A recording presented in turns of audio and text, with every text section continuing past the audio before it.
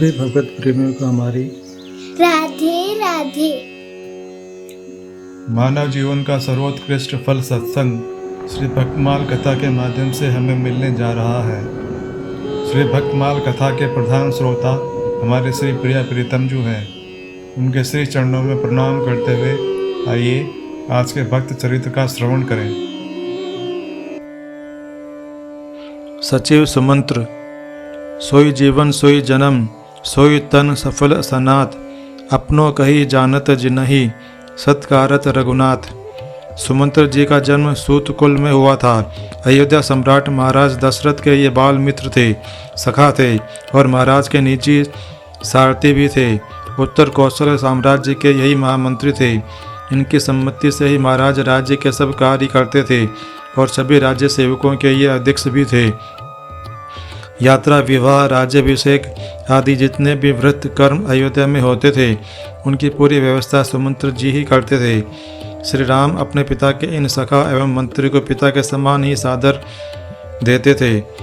महारानियां भी सुमंत्र जी का सम्मान करती थी।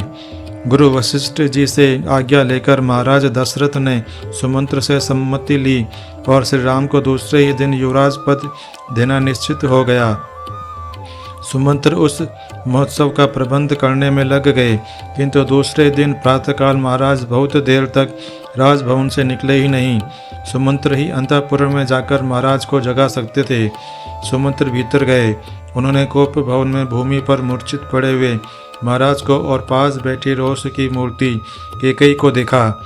यहीं से उनके व्यवथा के अपार समुद्र का प्रारंभ हो गया। कैकेयी के कहने से वे श्री राम को वहां बुला लाए। कैकेयी के मुख से उन्होंने श्री राम को वनवास देने की बात सुनी और एक शब्द तक व्यथा के मारे उनके मुख से नहीं निकल सका। श्री राम भाई लक्ष्मण और जानकी जी के साथ वन को चले। महाराज की आज्ञा से सुमंत्र ने उन्हें रथ पर बैठाया।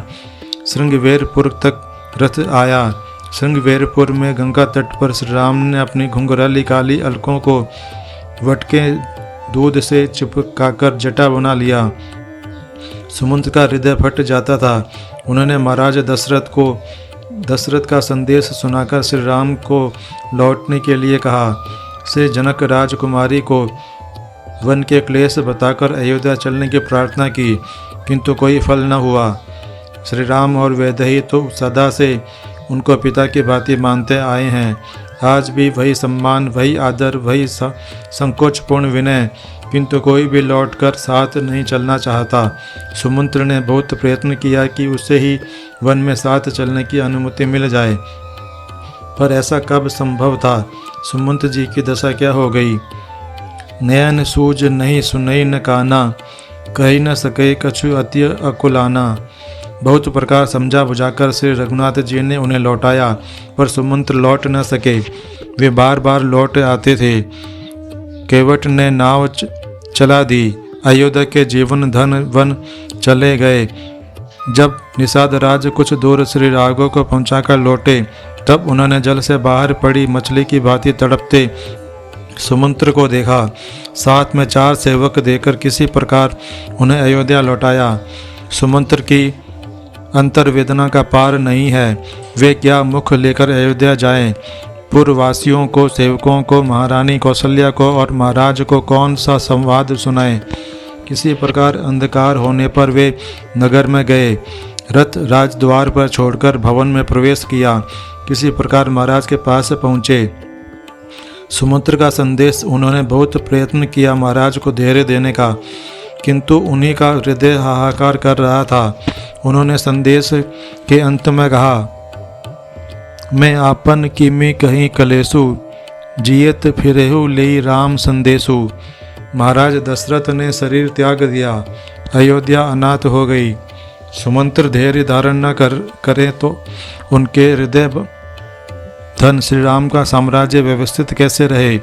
ननिहाल से भरत जी लौटे और पिता की अंत्येष्टि करके वे निष्पाप चित्रकूट पहुँचे बड़े भाई को मनाने।